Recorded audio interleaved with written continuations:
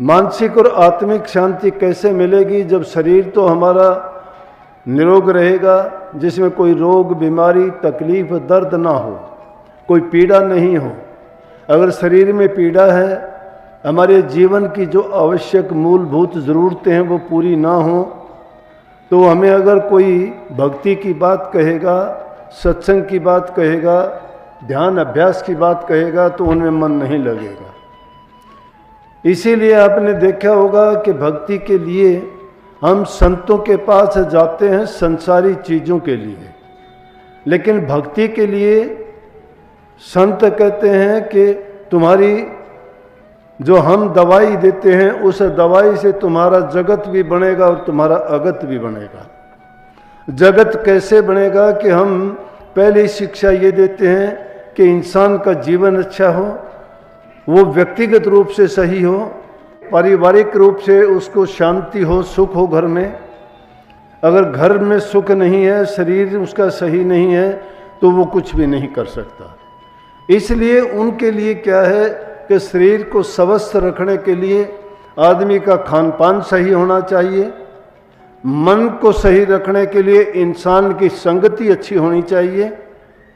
ये एक ऐसी बात बताता हूँ आपको कि इंसान जैसा अन्न खाता है वैसा उसका मन हो जाता है। जैसा भी अन्न खाते हो, अन्न खाने का मतलब ये नहीं है कि अन्न में भी कोई दर्जे होंगे, वो अलग बात है। अगर कोई भी गेहूं है, चना है, जौ है, बाजरा है, मकई है वो अनाज हैं, लेकिन वो अनाज किस प्रकार से कमाया गया है, किस प्रकार से वो आया गया है। अगर वो गलत कमाई से, गलत तरीके से, धोखे से, छल से, कपट से, बेईमानी से, कमाई से अगर वो अन्न लेके तुमने अपना पेट में डाला है या अपनी संतान को खिलाया है या परिवार को खिलाया है, तो जैसा तुम्हारा अन्न है वैसे ही तुम्हारे विचार और ख्यालात हो जाएंगे। इसका उदाहरण भी है, महाभारत का युद्ध सबको याद है। कितना बड़ा युद्ध हुआ था, इतिहास में इतना बड़ा युद्ध नहीं हुआ। और उसमें पूरे के पूरे कौरव, या यूं कहो कि यदुवंशी 56 करोड़ यदुवंशी उसमें खत्म हो गए थे। पांडव जीते थे। पांडवों की जीत के बाद तीरों की सैया पर लेटे हुए थे। पांडव उनके पास जाके कहने लगे कि हमें धर्म नीति, राजनीति बताइए।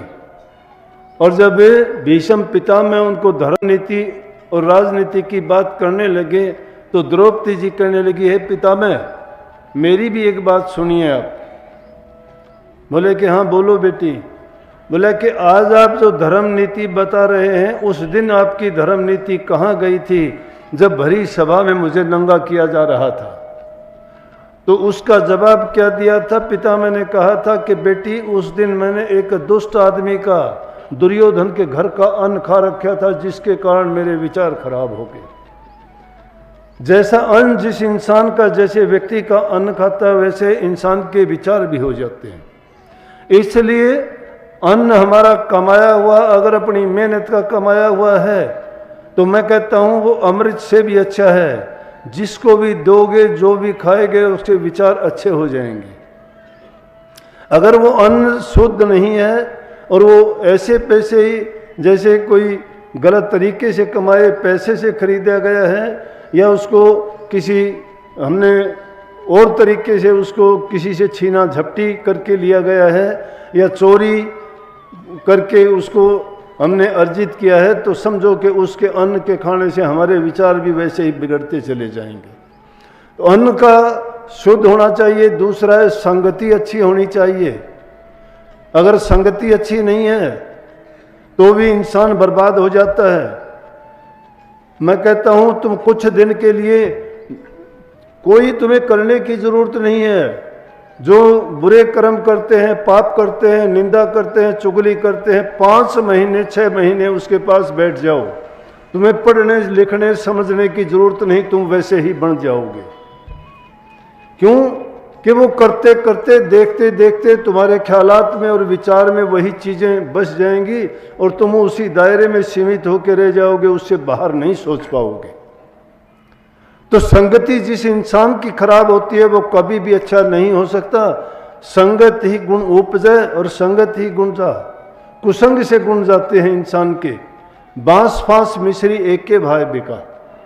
संगत अगर नेक इंसानों की है, संतों की संगत करने के लिए क्यों कहा गया कि संतों के विचार, ख्याल और जो उपदेश होते हैं वो जीव के कल्याण के लिए, हित के लिए और उसके जीवन को संवारने के लिए होते हैं। उनके विचारों में कोई स्वार्थ की बात नहीं होती। वो सबके लिए समान रूप से, जिस प्रकार से बादल समान रूप से बरसता है, तरवर सरवर संत जन चौथे बरसे में परमार्थ के कारण वो चारों धारें दें।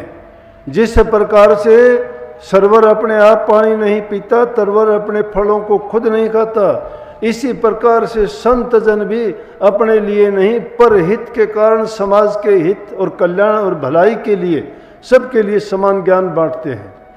जो उनके ऊपर यकीन करता है, विश्वास करता है, श्रद्धा के साथ अगर उनके साथ जुड़ा रहता है तो उसके सारे काम अपने आप बने चले जाते हैं। क्यों चले जाते हैं कि उसके अंदर उनका संग करते करते वही गुण आगे और आ जाते हैं। लेकिन वो गुण ग्रही होना चाहिए। जिस इंसान की नीति अवगुण ग्रहण करने की है वो कभी भी अच्छे गुण नहीं ले सकता। क्यों नहीं ले सकता कि उसके ख्याल सिर्फ बुराई देखने की तरफ है, अच्छाई देखने की तरफ नहीं है। वो अवगुण ही देखना चाहता है। नहीं देखते कि चीचड़ उसी दूध के भंडार के ऊपर लगा रहता है जिसके अंदर दूध छिपा हुआ होता है, लेकिन वो खून ही पीता है। इसी प्रकार से नीच प्रकृति के आदमी भी संतों के सत्संग में अगर जाते हैं तो वहां भी वो अच्छे विचार कभी नहीं ले सकते। उनके तो दुष्ट विचार ही रहते हैं, उनकी नीति गंदी रहती है। उनकी नीति तो सिर्फ निंदा करना, चुगली करना, बुराई करना। कहाँ की भक्ति, कहाँ का नाम, क्या उनके लिए गुरु मायने रखता है? गुरु उनके लिए काम करता है जो गुरु को गुरु की दृष्टि से देखते हैं। गुरु वाली दृष्टि कौन सी है? गुरु वाली दृष्टि ज्ञान की है। गुरु समझ देता है, विवेक को जगाता है। जिसका विवेक खुद का मरा हुआ नहीं है जिसका, तो उसको सब कुछ अच्छा हो जाएगा। और जिसका विवेक ही मरा हुआ है, क्योंकि जिसने कभी जिंदगी में अच्छा काम कोई किया ही नहीं, लूट खसूट, धोखेबाजी, छल कपट, बेईमानियों में जिसका जीवन गुजरा हो, वो चाहे सारी जिंदगी भी सत्संग में रहे तो भी वो सत्संग के लायक नहीं हो सकता। पत्थर अगर पानी में पड़ा रहेगा तो क्या गीला हो सकता है? क्या वो नहीं हो सकता। इसी प्रकार से जिस इंसान के ख्याल और विचार अच्छे नहीं हैं, वो चाहे कितने सालों तक सत्संग में रहे, कितने सालों तक चाहे उसको ब्रह्मा जी भी आके ज्ञान देना चाहे तो भी उनको ज्ञान नहीं लग सकता। अगर इंसान को अपना जीवन संभालना है तो वो तो गुरु के एक एक वचन को अपने हृदय के अंदर रखता है। कितनी सादी भाषा में स्वामी जी महाराज ने बताई है कि संतों के पास जाके सबसे उत्तम कार्य है, पहला काम ये हमारी आंखें करती हैं। उनसे तुम गुरु के दर्श करो। इन आंखों से देखी हुई चीज का हमारे दिलो दिमाग पर, हमारे ख्याल और हमारे जीवन में बहुत कुछ महत्व है। इन आंखों से बुरा देखते हो तो बुराई की तस्वीर अंकित हो जाती है, सारे के सारे बुराई के पर्दे चले जाते हैं। अगर अच्छाई की तरफ ख्याल करते हो तो अच्छाई ही अच्छाई दिखानी देनी शुरू होती है। अगर तुम भक्ति की बातें और ख्याल करते हो तो सपने क्या, नींद, जागृत और सुषुप्ति तीनों अवस्थाओं में आपके वही ख्याल रहेंगे। लेकिन अगर हमारे इन आंखों से हमने दृष्टि का दोष लगा लिया तो अच्छाई कभी नहीं देख पाएंगे। संतों ने कहा कि पहले ये चीज है कि दर्श करो गुरु का। दर्श करने का मतलब जिसके दर्शन करोगे और उसमें जो गुण है वो तुम्हारे अंदर चले जाएंगे। लेकिन पर्दा रख के अगर करते हो तो पारस पत्थर को दोष बोलो और नहीं दे सकता जिस पर जंग चढ़ा हुआ है। जिसके ऊपर जंग है, पर्दा है, वो अगर कहे कि मुझे सोना क्यों नहीं बनाया तो ये पारस का दोष नहीं है। कहते हैं जो पारस के परस से लोहा कंचन हो त्यों संतों के संग से दुष्ट आदमी भी वो सुधर के निर्मल और अच्छा बन जाता है। परंतु क्यों नहीं बन पाते काफी लोग? वो इसलिए नहीं बन पाते, उन्होंने पर्दा रखा हुआ। उनकी वो भावना, उनकी वो नीति, उनकी वो दृष्टि नहीं है, वो कुदृष्टि है उनकी। संतों गांधी जी ने भी कहा था कि बुरा मत देखो, 3 बंदर रखे जो उनसे कहे कि बुरा मत देखो आंखों से, कानों से कहा बुरा मत सुनो, और जबान से कहा कि बुरा मत कहो किसी को। इन 3 ही चीज़ों से हमारी सारी शक्ति का नाश होता है, ज़्यादा क्षीण होती है। ये संतों ने भी कहा कि 3 ही बंद लगा लो आप। 3 बंद लगाने का मतलब ये है कि आंखों को मोड़ के अंदर में लेके जाओ, जबान से कुछ बुरा ना बोलो, और कानों से बाहर के नहीं, अंतर में जो धुन होती है शब्द धुन, उसको सुनो। शब्द धुन कब सुनाई देगी? जब इंसान हर प्रकार से पाक साफ और पवित्र हो जाएगा। लेकिन जिसके ये पवित्रता नहीं है, और सब चीज़ों का स्रोत मैं आपको बता दूं सिर्फ गुरु है। बिना गुरु जो शब्द में पसते सो नर भी मूर्ख जान, शब्द खुलेगा गुरु मेहर से और किसी की नहीं मजाल। अगर शब्द का आनंद और रस लेना चाहते हो तो गुरु से नाता जोड़ो, और जिसने गुरु से नाता जोड़ लिया उसको करने कराने के लिए कुछ नहीं है, सारा का सारा तुम्हारे अंदर में समाया हुआ है। उसी गुरु को तुम देखोगे, वही शब्द रूप में तुम्हारे अंदर बैठा मिलेगा। लेकिन उसको परखने वाली, जांचने वाली दृष्टि बनानी पड़ेगी आपको। वो दृष्टि कब बनेगी?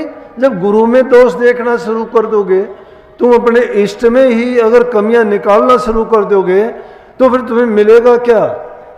ये तो हम अपना परिचय देते हैं कि हमारे ख्यालात क्या हैं, हमारे विचार क्या हैं, हम सोचते क्या हैं। जिस इंसान के विचार ही शुद्ध नहीं है, ख्याल ही उसका वो नहीं है, तो उसको कुछ नहीं मिला करता।